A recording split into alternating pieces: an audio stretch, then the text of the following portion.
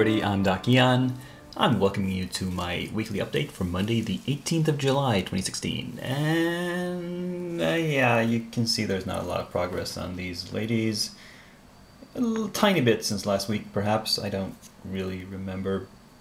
But the thing is, I've been really focused on finishing these other dudes, the getting the let out project. I feel like if you saw the video that went up earlier today, I need to really buckle down and crank out the last few minis of those before I can concentrate on anything else as far as painting nice models goes. So, but also if you saw that video, you know there's only 11 models left, and I will finish those in the next few days. It couldn't possibly happen any other way. And after that I'll finish these up and I'll prep some new models. Those Heresy miniatures that I showed you last week, I think, will get prepped by next week. Because I need them for my next role-playing game. The thing that happened during the weekend, all Sunday pretty much went for a marathon gaming session. We wrapped up the Horror on the Orient Express, the huge Cthulhu campaign I've been playing for over a year now. And it was a satisfying conclusion. One of the player characters sacrificed himself for the greater good, though he didn't know that's what he was going to do. That's what he wound up happening to him. And but the others pulled through okay. So champagne all around.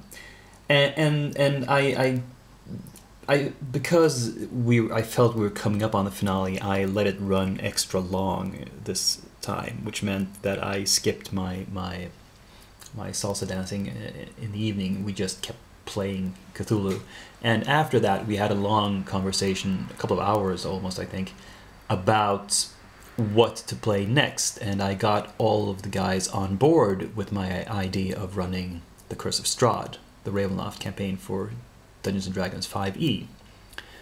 So we're gonna start prepping for that. We can't actually start the first session with the whole group until in about a month. In the middle of August is when everybody's going to be free to game all at once. But we will prepare the characters and maybe do some prequel sessions individually with them before that. And I will sort of prep my campaign materials, including painting some minis, I hope. Anyway, you don't want to hear about all that. Maybe you do. What I have done that is not related to the getting the let out project in the past week is actually paint some scenery. So let's move on to that section.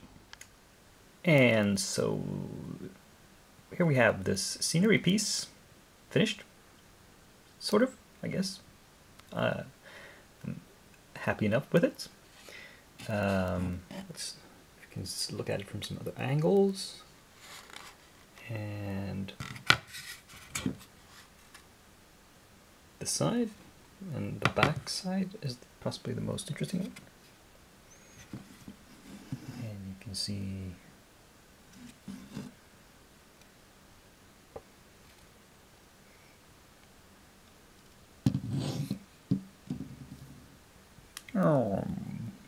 yeah. It was a bunch of work, but once I got moving on it, it wasn't that hard to finish. I just needed to come up with a plan and execute it. I don't think I have anything this complex in the works for a while now, luckily. Anyway, so I started painting up as well these ruined pillars from Fenris games. And I started with the smaller pieces because I wanted to test out my theory of the color scheme and whatnot.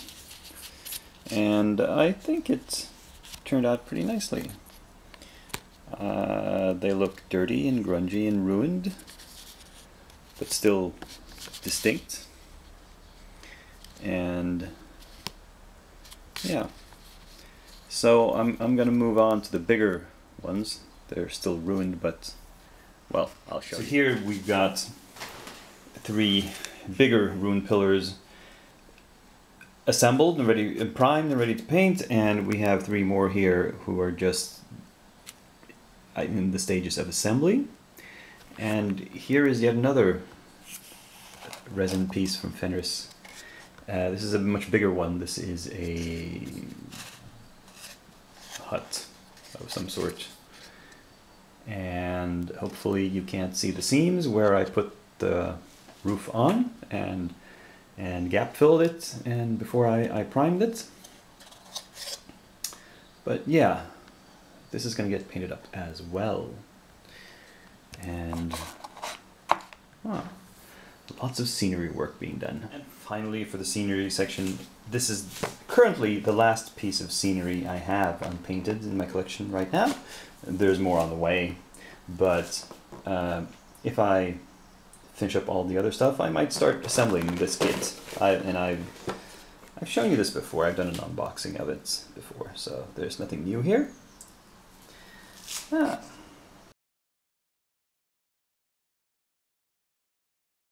So to close out this video, I thought I should explain why the differential isn't even better, and part of the reason is this week's new arrival, which is a box from North Star Miniatures containing my so-called Nickstarter pre-order of the new expansion for Frostgrave. And I picked up, I think it was level 4, which gave me this box of 20 plastic multi-part Knoll figures,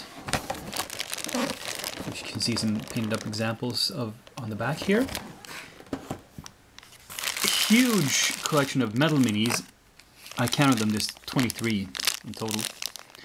Various kinds, both Knolls, such as these, which are more like hero Knolls, and some of the new human models that have been introduced to the range.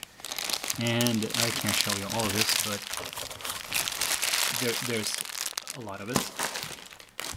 There's the actual supplement into the breeding pits, which I have not had time to look at yet. Might post some thoughts about it later. And it's the usual high quality, full color stuff with new soldiers, new scenarios, new magic, new traps.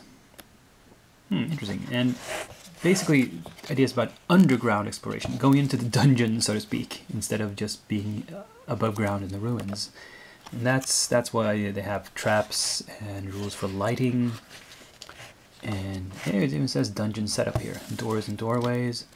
This is going to be an interesting read. And what else do we have this new? Scenarios, of course. Not that many scenarios. But more stuff you can do around it. New treasure, bestiary with new monsters. Yeah, a lot of stuff. And then they have an ad for the next next expansion, where, funnily enough, they put the wrong title up here. This is the book I'm reading. The next book is this one, Forgotten Pacts, which comes in November. And what else? Oh, we got a character sheet in a quick reference. I don't think anybody is going to use something this expensive to actually write on, but I suppose you can copy off of this, and the quick reference sheet is useful. So, with that quick unboxing, no, wait a minute, let's take a look at the... So here are the contents of the plastic box. We have the bases, which are, interestingly, 25mm. I'm kind of used to Knolls being larger humanoids. When I buy Knoll miniatures from, for example, Reaper minis or whatever, they're usually too large for 25mm bases. I have to put them on 30mm. Let's see, take out.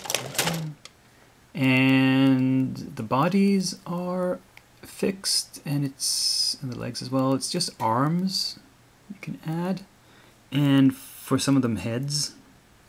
Well, all of them heads actually. So it's arms, weaponry, heads. There's really no variety in armor that I can tell, and all of these are, yes, it's 4 identical sprues. So, I mean, there's 2 bodies that are modular. I suppose you could put this body on these legs and vice versa. Maybe, I don't know if it's going to make any difference. There's very little difference between the look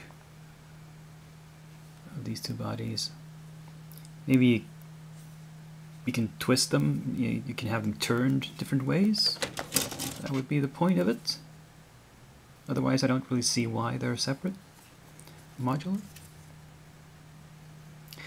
But anyway, I think other people will be doing more exact unboxings of this pretty soon on the YouTubes.